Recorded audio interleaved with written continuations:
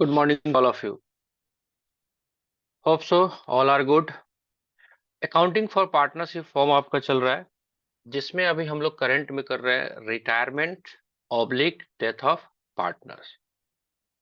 Hope so आपको sound proper आ रहा होगा, वीडियो भी प्रॉपर आ रहा होगा। तो आइए यस सर।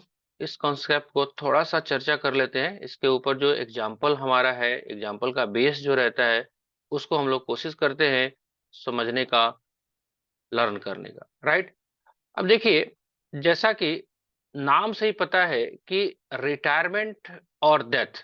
देखिए, रिटायरमेंट और डेथ, रिटायरमेंट को क्या कर सकते हो आप, प्लान करके कर सकते हो। क्या डेथ का प्लानिंग हो सकता है आत्महत्या को छोड़ के? नो नहीं हो सर। सकता। ठीक है। तो हमारे को जो भी इस चैप्टर में कॉन्सेप्ट करना है आपको, रिटायरमेंट और डेथ, तो रिटायरमेंट वाला पोर्शन हमने कर लिया। राइट। रिटायरमेंट का ऑलरेडी लगभग हमने किया। अभी हम बात कर रहे हैं डेथ की। अब डेथ का हिंदी क्या होता है? मृत्यु, जो कि परम सत्य है। इसके अलावा कोई और सत्य तो है नहीं दुनिया में, ये होना ही होना है। अब इसको हमारे को अकाउंटेंसी में क्यों पढ़ाया जा रहा है? अब चूंकि कोई भी फॉर्म रनिंग चल रहा है, जैसे अपना एग्जांपल ही चल रहा है, शुरुआत से ही कोई भी फॉर्म आपका रनिंग में है, और उस रनिंग फॉर्म में जो भी पार्टनर है, वो चाहे जैसे भी उस फॉर्म से निकल के जाए, फॉर्म का कॉन्स्टिट्यूशन चेंज होगा कि नहीं होगा? जैसे एग्जांपल हमने लिया, mister A B C partner थे। ए बी सी, ये तीनों पार्टनर थे और इनका बिजनेस चल रहा है बहुत दिनों से। अभी हो सकता है, आज आपका 25 फरवरी है, 25 फरवरी 2023 है, और 25 फरवरी 2023 में आके हो सकता है कोई एक पार्टनर मिस्टर सी की डेथ हो जाए। मे भी हो सकती है। अब जैसे ही डेथ हुआ, तो इस डेट पे फॉर्म का कॉन्स्टिट्यूशन क्या हो जाएगा? चेंज हो जाएगा। अब जो पार्टनर बचेंगे, वो बचेंगे ए और बी, है कि नहीं? अब सवाल है कि इस डेथ के डेट पे, जिस दिन इनकी मृत्यु होती है, क्या इस डेट पे फॉर्म का सारा जो काम जो आपने रिटायरमेंट के केस में किया, पीएसआर चेंज होगा, गुडविल का वैल्यूएशन होगा, राइट, उसका एडजस्टमेंट होगा, रिवैल्यूएशंस एसेट्स लायबिलिटी का किया जाएगा, उस पे जो प्रॉफिट लॉस होंगे उसको एडजस्ट करोगे। उसके बाद जो भी पीछे के पास्ट प्रॉफिट्स हैं, उसको भी आप एडजस्ट करोगे। करोगे कि नहीं करोगे? बिल्कुल करोगे। लेकिन एक दिमाग में और सवाल आना चाहिए कि जब सी की डेथ हो गई है, तो क्या आप उसको बुलाओगे ऊपर से, देख भाई सी, तू आजा ऊपर से, और हम लोग को गुडविल का वैल्यूएशन करना है, और तू बता सही ठीक है, तेरे को ठीक लगता है, एसेट्स का वैल्यूएशन करना है, तेरे को ठीक लगता है? क्या ये पॉसिबल है? बिल्कुल नहीं। तो रिटायरमेंट और डेथ में यही पे आगे थोड़ा सा डिफरेंस हो जाता है, दो चीजों में। आप रिटायरमेंट को प्री प्लान कर सकते हो कि देखिए भाई, हम 25 फरवरी नहीं, और भी कुछ दिन रुक जाते हैं, लेट सपोज दैट 31 मार्च तक आप रुक जाते, और आप 1 अप्रैल से रिटायर हो जाइए, कोई दिक्कत नहीं। लेकिन डेथ के केस में यमराज को तो नहीं बोल सकते, देखिए यमराज जी, ये जो बंदा है ना हमारे फॉर्म में पार्टनर है, और बीच में 25 फरवरी को आप इसको लेके जाओगे ना, तो हमारे को हिसाब करने में दिक्कत हो जाएगी। तो ऐसा करो ना, आप इसको आप 31 मार्च को ले जाओ। जाओ आप बाद में आना। यमराज जी कहेंगे अच्छा बेटा, तेरे को भी साथ लेके चलूं क्या? बड़ा पार्टनर पार्टनर बन रहा है कि नहीं? तो चीजों को समझने की कोशिश करनी पड़ेगी। पहला, डेथ को आप प्लान नहीं कर सकते हैं, वो अचानक कोइंसिडेंट्स में आपको हैपनिंग हो जाएगी। दूसरा, रिटायरमेंट के केस में रिटायरिंग पार्टनर जो है, वो आपका हिसाब किताब करेगा, लेकिन डेथ के केस में कौन करेगा? जो पार्टनर रिटायर कर रहा है उसको हम रिटायरिंग पार्टनर बोलते हैं, लेकिन जो डेथ करेगा पार्टनर, उसको क्या रिटायरिंग पार्टनर बोले? बिल्कुल नहीं बोल सकते, नो क्योंकि सर। वो लाइव है ही नहीं। उसको हम लोग बोलेंगे डिसीज पार्टनर।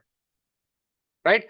अब जो भी पार्टनर की मृत्यु हो रही है, उसका कोई वारिस तो होगा ना, बेटा होगा, बेटी होगी, पत्नी होगी, भाई होगा, बहन होगा, या उसके कोई और भी लीगल हेयर, उसके कानूनी उत्तराधिकारी होंगे वो इस सारे हिसाब को करेंगे, या उससे भी नहीं होता है अगर उसके कानूनी उत्तराधिकारी को जानकारी नहीं है इन सब बातों को, तो वो किसी और एक्सटर्नल बंदे को, जैसे मान लेते हैं हम लोग प्रोफेशनल हैं तो हम लोग को अपॉइंट कर सकता है एज एग्जीक्यूटर, कि भैया आप जो है फॉर्म का कंस्टिट्यूशन हो रहा है, मेरे रिलेटिव की डेथ हो गई है, आप थोड़ा इसका हिसाब किताब कर दो, तो एग्जीक्यूटर की तरह।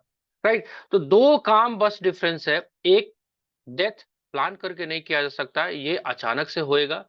दूसरा, जब डेथ होगी तो डिसीड्स जो पार्टनर है वो तो आएगा नहीं हम लोग से, उसके बदले में कोई और बंदा उसका फॉर्म को हिसाब किताब को एग्जीक्यूट करेगा, तो उसको हम लोग टेक्निकली क्या बोलेंगे, एग्जीक्यूटर ऑफ द डिसीड्स पार्टनर। तीसरा एक और भी प्रॉब्लम आएगा, अभी तक आपने क्वेश्चंस में देखा भी होगा कि जब भी हम फॉर्म्स का रिटायरमेंट देख रहे थे तो फाइनेंशियल ईयर के एंड में हो रहा था, ध्यान से अगर देखा होगा आपने, फाइनेंशियल ईयर के एंड में हो रहा था, है ना।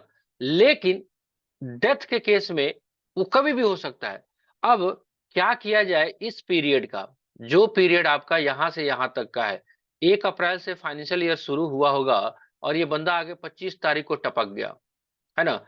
अब फाइनेंशियल ईयर तो एंड होगा यहाँ के बाद, यानी कि अभी 1 महीना 3 दिन अभी बचा हुआ है, तो हिसाब किताब कैसे लगाया जाए, तो इसके कुछ मेथडोलॉजी है। अब भैया इस पीरियड में तो वो पार्टनर रहा था कि नहीं रहा था, बिल्कुल रहा था, इस पीरियड में तो पार्टनर रहा था, तो इस पीरियड का उसको प्रॉफिट तो मिलना चाहिए, या जो भी लॉस होगा उसको भी वो बियर करेगा। अब वो तो नहीं आएगा बियर करने, लेकिन उसका जो उत्तराधिकारी है, जो एग्जीक्यूटर है, वो तो इसको देखेगा, सुनेगा, सुनेगा कि नहीं सुनेगा। राइट, तो बस यही काम करना है। अब इस पीरियड में प्रॉफिट का डिस्ट्रीब्यूशन जो है वो बांटना है, तो क्वेश्चंस आपको ऑप्शंस देगा कि इसको आप टाइम रेशियो में बांट दो, कि जितना समय आपका व्यतीत हुआ है पूरे साल का प्रॉफिट उसको उसमें बांट दो, या टर्नओवर में बांट दो कि सेल्स इतना हुआ तो इतना प्रॉफिट हुआ, तो इसका कितना हिस्सा बनता है। तो ये सारा काम करना है। बाकी और सारे काम, पीएसआर में एडजस्टमेंट करना, रिवैल्यूएशंस करना, पास्ट के प्रॉफिट को एडजस्ट करना, ये सारे काम होंगे।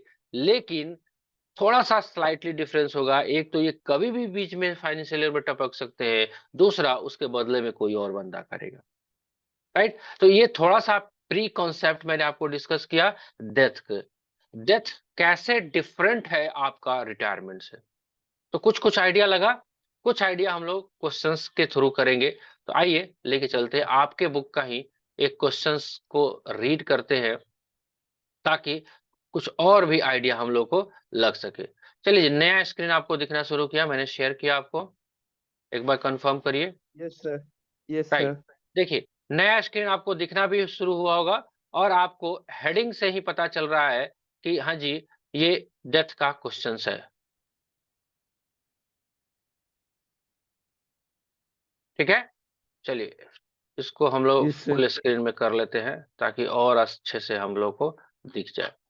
चलिए, डेथ का टॉपिक, एक बार क्वेश्चंस को रीड करते हैं और कोशिश करते हैं क्या क्वेश्चन सब कहता है उसकी बारीकियों को समझने का। ध्यान से देखो, question number 61, A B C where partner in a firm, A B C 3 partner थे और बी डाइड। अब देखो, बी जो है, बी की डेथ हो जाती है, और कब, 31 अगस्त 2018 को।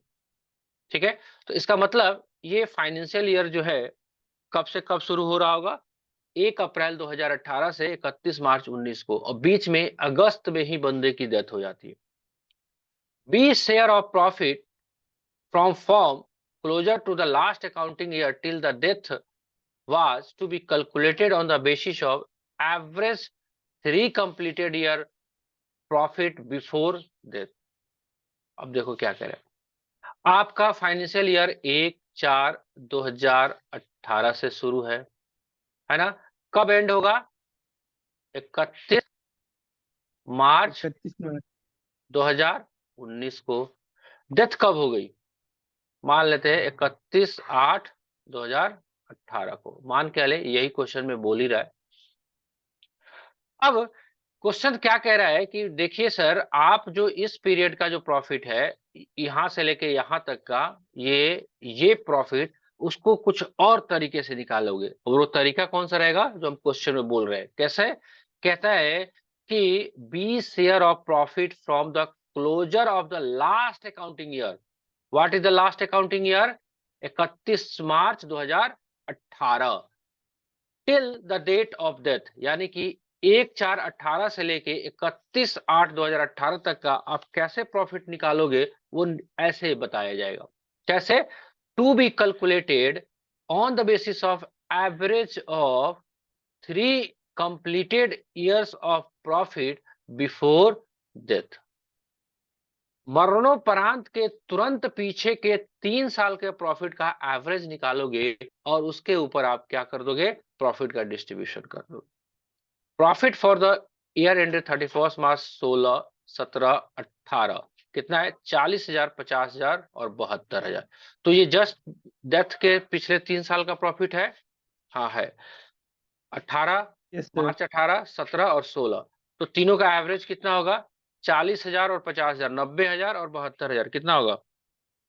1,62,000। 1,62,000 को 62,000। कितना से डिवाइड करोगे?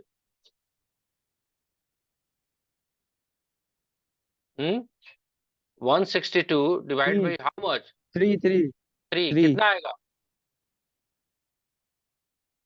54,000। ठीक है, तो 54,000 का जो प्रॉफिट होगा, अब प्रॉफिट शेयरिंग रेशियो क्वेश्चन में दिया हुआ है? नहीं दिया हुआ है। क्या क्वेश्चंस में आइडिया दिया हुआ है कि क्या करना है? चलो आगे बढ़ते हैं। The form close it's books on 31 मार्च 2000, या नहीं, 31 मार्च एवरी ईयर। ठीक है, calculate B's share of profit till the date of her death and pass necessary journal entry for the same, assuming दो case, there is no change in profit sharing ratio of A and C, and second, there is a change in profit sharing ratio A and C in the new ratio is 7:5। Old ratio क्या अभी भी बताया? नहीं बताया। जब नहीं बताया तो क्या करोगे आप? अगर क्वेश्चन में प्रॉफिट शेयरिंग रेशियो नहीं दिया रहता है तो क्या करते हैं? जो पहले आएगा उसको आधा कर देते हैं, आधा दे देते हैं, जो बाद में आएगा उसको जितना बचता है उसमें से आधा आधा करते हैं। ऐसे ही करते हैं पीएसआर का। If question is yes sir. Not specified about profit sharing ratio, क्या करोगे आप?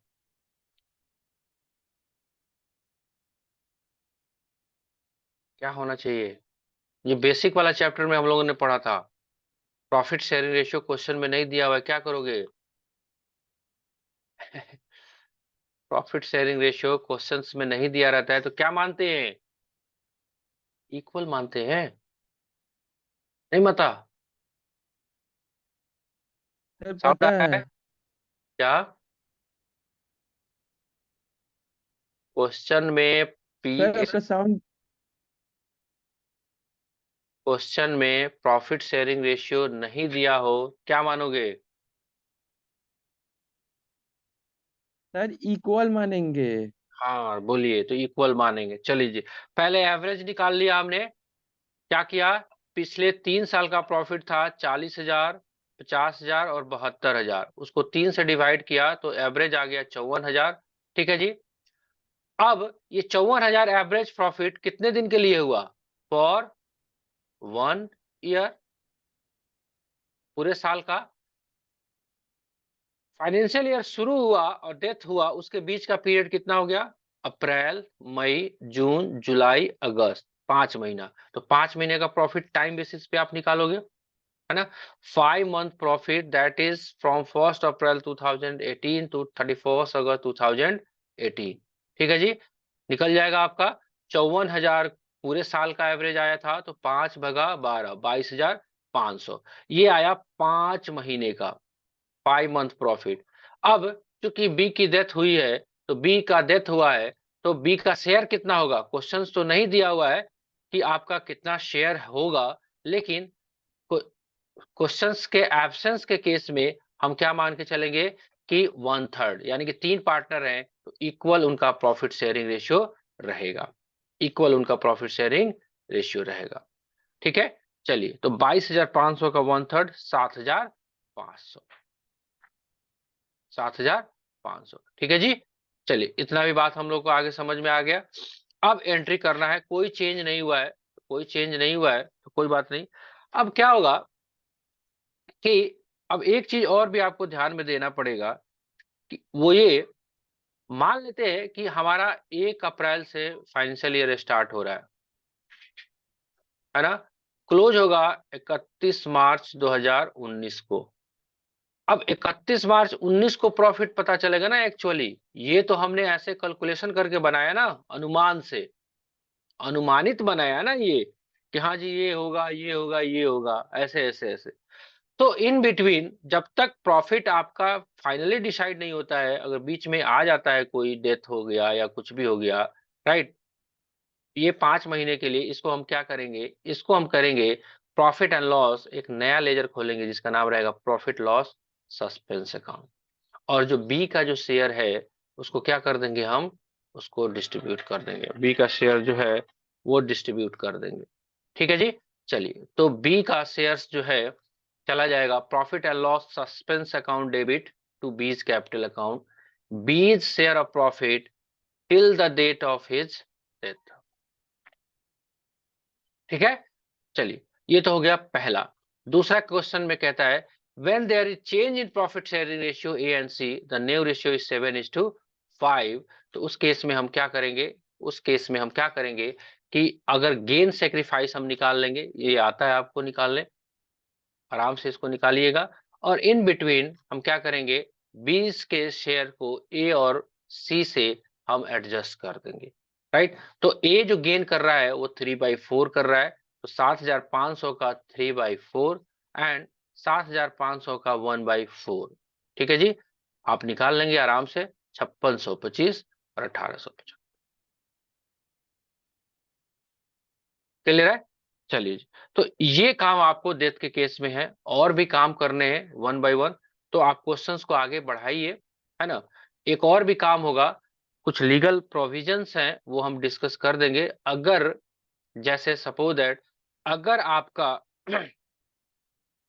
जो भी पार्टनर है वो डिसीट्स करता है और जब तक उसका फाइनल सेटलमेंट नहीं होता है, तो उसके पास ऑप्शन है कि वो एक सर्टेन परसेंटेज से इंटरेस्ट भी ले सके या प्रॉफिट में भी हिस्सा ले सके। तो वो सेक्शंस को हम डिस्कस कर देंगे लेटर ऑन, आज नहीं, आज इतना ही रहने देते हैं। ठीक है जी। और दूसरा एक प्रयास ये है कि जो लोग आज क्लास में नहीं जुड़ पाए हैं उनको थोड़ा सा अलर्ट मोड करना है कि देखिए, टाइम बिल्कुल नहीं है, और इस तरह बैचेस अगर स्किप करेंगे तो काफी प्रॉब्लम आपको ही होगा, बिकॉज एग्जाम आपके सर पे मंडरा रहा है। तो ये आपकी भी जिम्मेवारी है कि आप जितना ज्यादा से ज्यादा आप होमवर्क करें, जैसे फिनिश करें, ताकि एक माइंड मेंटल प्रेशर खत्म हो जाए कि हाँ मेरा कोर्स कंप्लीट हो चुका है। ठीक है जी। तो कोशिश करिए फटाफट सब कुछ रेडी करने का। अब एक एक दो दो क्वेश्चंस करने से नहीं होगा, आपको फटाफट इस चैप्टर को खत्म करके हम लोग को डिसोल्यूशन पे जाना पड़ेगा, ताकि हम लोग 1 हफ्ता 2 हफ्ता लगा के फाइनली आपका बैच कंप्लीट कर पाए। ठीक है जी। कुछ और आपको पूछना है? हाँ जी सर, कुछ और आपका पर्सनल डाउट है तो बोलिए, अदरवाइज क्लास को एंड करेंगे। नो सर, आज नहीं है डाउट सर। चलिए, okay. Thank you for joining us. मिलते हैं नेक्स्ट लेक्चर में, तब तक के लिए good day, bye bye, enjoy yourself.